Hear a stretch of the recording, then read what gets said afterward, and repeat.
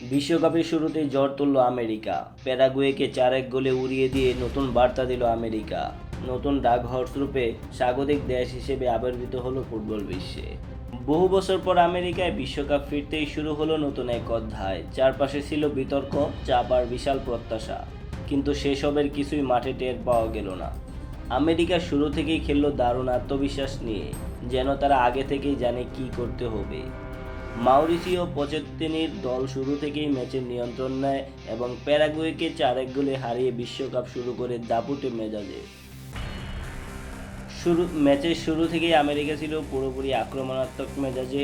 Folarin Balogun এবং Cristian পুলিসিচের নেতৃত্বে তারা প্যারাগুয়ের রক্ষণকে রীতিমতো চাপে ফেলে দেয়। দ্রুত পাস, জায়গা বদল আর একসঙ্গে অনেক খেলোয়াড়ের উপর উঠে আসা, সব মিলিয়ে প্রতিপক্ষকে শুরু থেকেই কোণঠাসা করে ফেলে আমেরিকা। এই চাপের ফল আসে খুবই দ্রুত। মাত্র 7 মিনিটের মাথায় প্যারাগুয়ের ডেমিয়ান বাভডিলা চাপের মুখে নিজের গোলে বল ঢুকিয়ে দেন। যদিও গোলটি আত্মঘাতী, কিন্তু পুরো পরিস্থিতি তৈরি হয়েছিল আমেরিকার ধারাবাহিক আক্রমণের জোরে। গোল খাওয়ার পর আমেরিকা যেন আরও ভয়ঙ্কর হয়ে ওঠে। প্যারাগুয়ের রক্ষণে বারবার ফাঁক তৈরি হতে থাকে আর চাপ সামলাতে গিয়ে তারা ভুল করতে থাকে। 31 মিনিটে ক্রিস্টিয়ান পুলিসিচের নিখুঁত পাস থেকে গোল করেন ফোলারিন বালোগান। তার ওয়ান টাচ ফিনিশ ছিল একদম ঠান্ডা মাথার কাজ। প্রথমার্ধের একেবারে শেষ মুহূর্তে আবারও আঘাত আনে আমেরিকা।